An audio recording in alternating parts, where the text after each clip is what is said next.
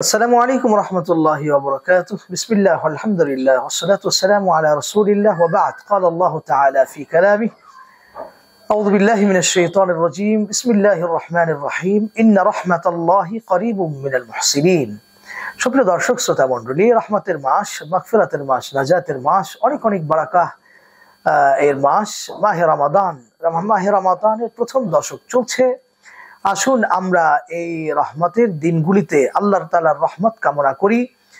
জীবিত মানুষের জন্য যেমনি ভাবে রহমত কামনা করা দরকার, তেমনি ভাবে মৃত মানুষদের প্রতিও রহমত কামনা করা দরকার। বেশি বেশি আমাদের বাবা মা, আত্মীয় স্বজন, পাড়া প্রতিবেশী, ভাই বোন, বন্ধু বান্ধব, কাছের মানুষ, দূরের মানুষ যারা ইন্তেকাল করেছেন সকলের জন্য রহমতের দোয়া করি। আল্লাহ যেন সকলকে মাফ করে দেন।